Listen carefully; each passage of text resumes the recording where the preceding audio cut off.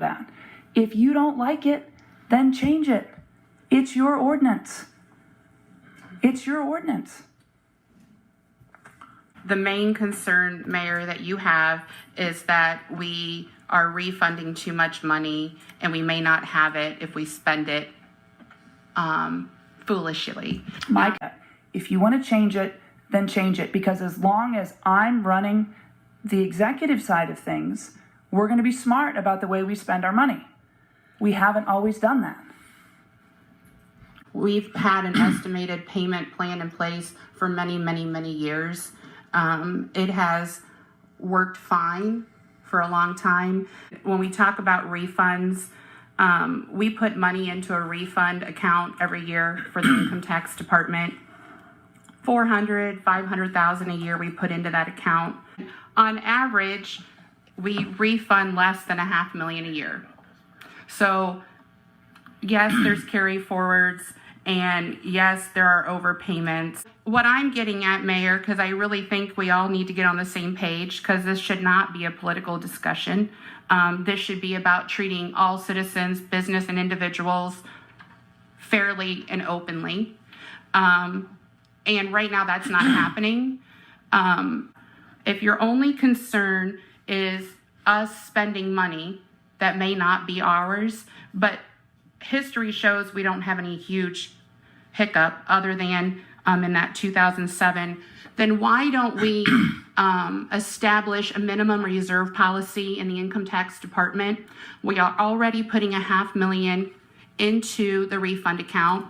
And if your fear is that we're going to overspend, let's set a minimum reserve for additional $500,000, and then we can eliminate deferrals altogether. If, part two, if we want to address the policy and procedure, which was not discussed with Julian Graves, I have Point of order. Who Go just ahead. called point of order? Go ahead. I called a point of order. Go ahead. There was a request for a committee of the whole meeting to discuss this. There were enough people that decided this discussion does not belong here and now. If we're going to do this, let's get enough people to agree to hold a committee of the whole meeting and do it in that way. This is not the place to have this extended and expanded discussion. Go ahead. This is a public discussion. The reason I didn't personally vote for a committee of a whole, because there's been no new information to give. Right now, through the email, through the mayor, she's telling us that as long as we are mandating this policy, it's in our lap. So if we want it to be in our lap, then we need to do something. It really should be in the income tax board's lap first before it comes to us, but that doesn't seem to happen. So what I'm trying to say here is, if the administration's only fear is the fact that council could overspend, set a minimum reserve policy, cover it. Make sure all of our ducks are in a row, and let's move forward and have everybody paying taxes on the same quarterly times of the year. And if they don't, there's penalty and interest assessed to them.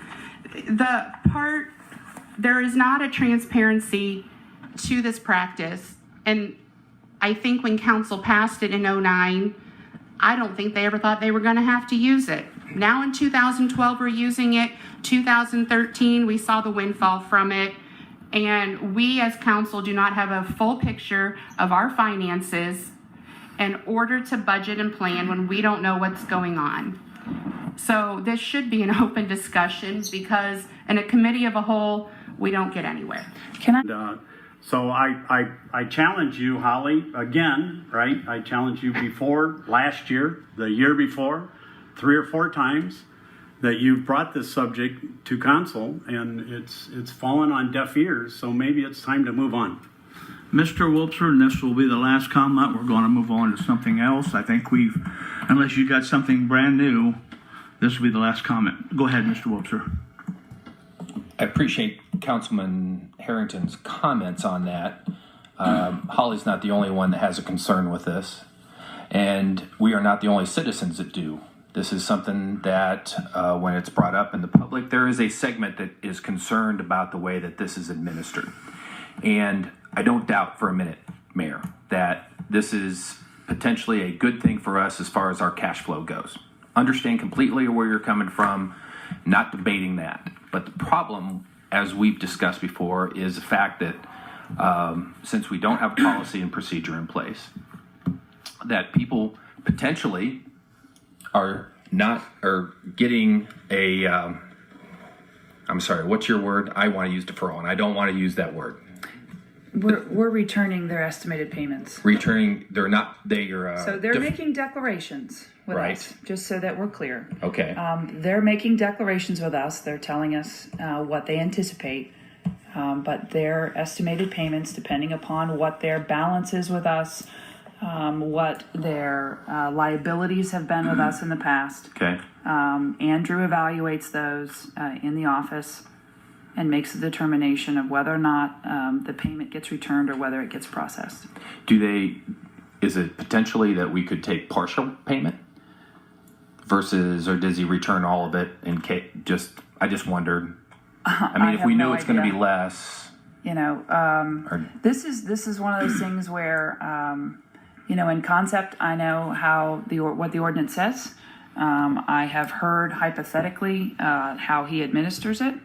I am not, for darn good reason, involved in any of that. And I know that that's hard to believe, but I don't know who these people are. I'm not involved. I don't, make side deals with these companies. That's not how this works. In fact, I've tried to stay as far away from it as possible because of those insinuations. right. And the one concern, and you have to admit that the way that the policy is taken care of and the way it's administered could leave itself open for concern down the road. I'm not saying that there is any issue with your administration whatsoever. I understand that. Let's say that another mayor came in and decided that, you know what, I've got 3 big benefactors that help me fund my campaign and I'm going to help them. What would stop them from doing that? Well, first of all, it'd be against the law. Well, but then again, he would say, You can't. that mayor would say, Mr. Tax Administrator, it'd be great if you could pass along some, allow them not to pay their quarterly payments and have that cash flow for a while. I mean, we could if this thing to death. Understood, quite but when the honest. public looks at this, Mayor, You could do it with any individual taxpayer too. I mean, it's not just. I mean, there are a lot of things, a lot of hypotheticals that you could bring understood out about that. completely. It's not just businesses. It's not just individuals. It could be a lot more than that. So right. I don't know what the next mayor of this community is going to do, and I certainly am not going to go down that path. Thank you. Thank you. Do we really know what is due? We get estimates because that amount can change. Now, when somebody doesn't pay an estimate, they're paying a penalty and an interest for not paying on time. And then there's the other part where we have an estimate that there could be an overpayment and we're making a little bit of interest off of that money. But when you say, Mayor, that the businesses pay their taxes when they're due, well, if you think that's good for the goose, it should be good for the gander, I guess. And so why don't you just tell everybody in the entire city, pay your taxes when they're due? Everybody's treated the same then.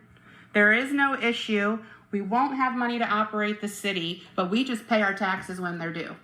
Because you're saying that for a certain group, and you're not saying it for everybody, and you don't have a policy in place. So I don't believe that our income tax administrator is the accountant for every company and individual in this town and knows more than what they know.